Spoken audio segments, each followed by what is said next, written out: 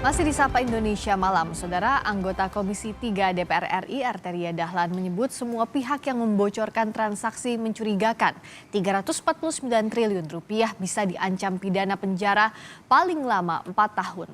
Pernyataan Arteria ini mengarah pada Menko Polhukam Mahfud MD dan Menteri Keuangan Sri Mulyani. Temuan transaksi mencurigakan 349 triliun rupiah di Kementerian Keuangan yang dilontarkan Menko Polhukam Mahfud MD memasuki babak baru. Anggota Komisi 3 DPR RI Arteria Dahlan memperingatkan Menko Polhukam Mahfud MD dan Menteri Keuangan Sri Mulyani terkait potensi ancaman pidana bagi pelanggar pasal 11 Undang-Undang tentang Pencegahan dan Pemberantasan Tindak Pidana Pencucian Uang, khususnya mengenai kewajiban merahasiakan dokumen terkait TPPU. Hal itu disampaikan Arteria saat rapat kerja dengan PPATK Selasa lalu. Pejabat atau pegawai PPATK, penyidik atau penuntut umum, hakim, dan setiap orang itu termasuk juga menteri, termasuk juga Menko, Pak.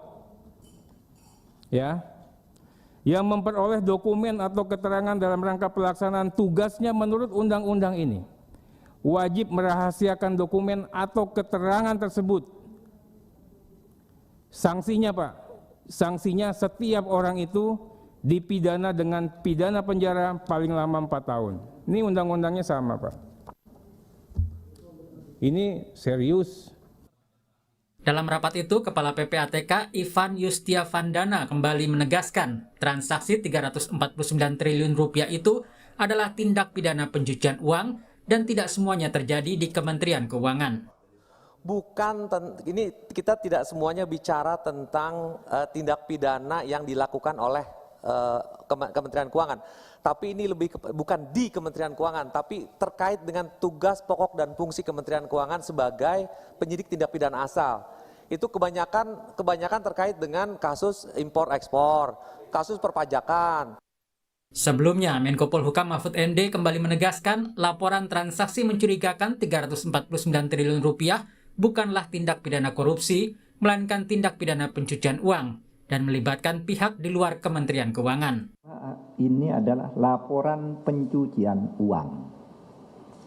Laporan tindak pidana pencucian uang. Ya. Memang jumlahnya besar. Karena itu tadi menyangkut orang luar, menyangkut tindak pidana di luar, tapi ada kaitan dengan dalam. Nah, untuk itu kami tadi bersepakat begini. 1. Kementerian Keuangan akan melanjutkan untuk menyelesaikan semua LHA. LHA itu laporan hasil analisis yang diduga sebagai tindak pidana pencucian uang dari PPATK, baik yang menyangkut pegawai di lingkungan Kementerian Keuangan maupun pihak lain. Sementara Menteri Keuangan Sri Mulyani mengatakan dari 349 triliun temuan PPATK, diduga ada transaksi sekitar 22 triliun rupiah yang menyangkut pegawai Kementerian Keuangan. 99 surat dari 300 surat tadi ya, adalah surat PPATK kepada aparat penegak hukum. Dan nilai transaksinya 74 triliun. Jadi dalam ini aparat penegak hukum. Sedangkan ada 135 surat dari PPATK tadi yang menyangkut ada nama Kementerian Keuangan, nama pegawai Kementerian Keuangan. Nilainya jauh lebih kecil karena yang tadi 253 plus 74 itu sudah lebih dari 300 triliun. Komisi 3 DPR akan memanggil Menko Polhukam Mahfud MD dan Menteri Keuangan Sri Mulyani serta Kepala PPATK untuk memaparkan secara rinci terkait transaksi mencurigakan 349 triliun rupiah pada 29 Maret mendatang. Tim Liputan Kompas TV. Saudara, polemik transaksi mencurigakan 349 triliun rupiah di lingkup Kementerian Keuangan berbuntut panjang. Anggota Komisi 3 DPR RI dari fraksi PDI Perjuangan Arteria Dahlan memperingatkan Menko Polhukam Mahfud MD dan Menteri Keuangan Sri Mulyani soal ancaman pidana penjara terhadap pihak-pihak yang membocorkan dokumen tindak pidana pencucian uang.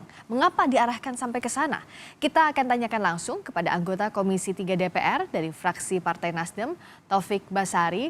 Bung Tobas, selamat malam, selamat berbuka puasa, terima kasih atas waktunya. Selamat malam, selamat berbuka puasa. Terima kasih Bung Tobas. Nah, pertanyaannya begini kan, seharusnya temuan transaksi mencurigakan ini disambut oleh wakil rakyat, oleh DPR.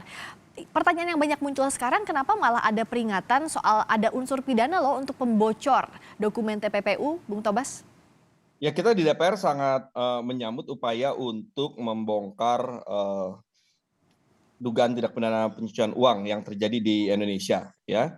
Oleh karena itulah maka kita mengagendakan untuk memanggil PPATK, kemudian memanggil Pak Mahfud MD, dan juga nanti tanggal 29 sekaligus juga kita mengundang Ibu Sri Mulyani selaku Menkyu, ya, yang juga sebagai anggota dari Komite Koordinasi Nasional untuk Pencegahan dan Pemberantasan Tindak Pidana pencucian uang. Ya, kita ingin mendapatkan kejelasan yang sejelas-jelasnya. Nah, kenapa kemarin kemudian muncul adanya pengingatan ya bahwa bagi yang membocorkan dokumen ataupun informasi terkait dengan pencucian uang ini dapat dipidana, karena memang pasalnya menyatakan demikian. Nah, kenapa kemarin kita sampaikan seperti itu? Karena begini, jadi awalnya ya kita ini semua mengira bahwa 349 triliun itu adalah kasus yang saat ini sedang berjalan, namun terhalang-halangi ya proses penegakan hukumnya. Ya, dan masih terjadi hingga sekarang. Ternyata setelah kita dengarkan keterangan dari PPATK, tidak seperti itu, ya. Ternyata bahwa ini adalah laporan yang berasal dari tahun 2009 sampai 2023, bayangkan 14 tahun. Ya. Kemudian ternyata juga tidak melulu semuanya itu melibatkan oknum di Kementerian Keuangan. Tetapi 349 triliun ini berkaitan dengan tugas dan fungsi dari Kementerian Keuangan. Ini kan tentu berbeda, ya. Oke. Yang berikutnya juga sebagian besar menurut PPATK itu sudah ditindaklanjuti. Nah, sehingga kan angka 349 triliun yang bombastis ini tidak seperti yang kita bayangkan. Nah, oleh karena itu semestinya ya cara penyampaiannya bukan kemudian membuat ini heboh bahwa seolah-olah ada 300-an triliun yang terjadi yang belum terselesaikan, yang melibatkan Kementerian Keuangan, sehingga membuat masyarakat ya itu menjadi tidak percaya Flow yang kepada benar gimana Bung Tobas? kinerja Kementerian Keuangan, tidak percaya kepada pajak dan seterusnya.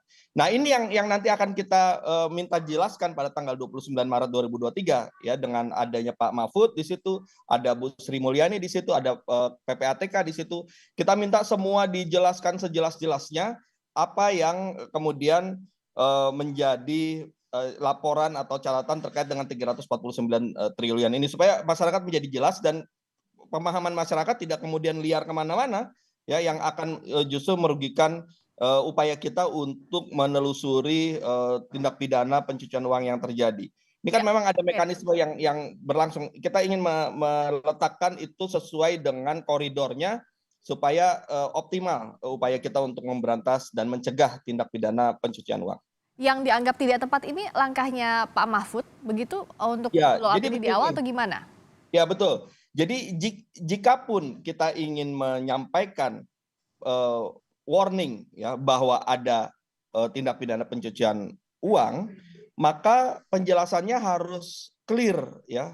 Misalnya tadi semestinya di awal kalau ingin mengatakan bahwa ada 340, waktu itu kan masih 300 ya, 300 triliun dugaan pencucian uang, maka harus dirinci bahwa itu terjadi sejak dari 2009, itu catatan sejak dari 2009. 2009 itu berapa yang sudah ditindaklanjuti berapa, 2010 berapa yang sudah ditindaklanjuti berapa, dan seterusnya. Ya, sehingga tidak kemudian menimbulkan persepsi yang keliru akibat dari keterangan yang tidak lengkap dan tidak detail. Nah, karena itulah maka kita di Komisi 3 ingin membuka ruang agar penjelasan menjadi lengkap dan detail, supaya apa? Supaya PPATK bisa bekerja dengan baik.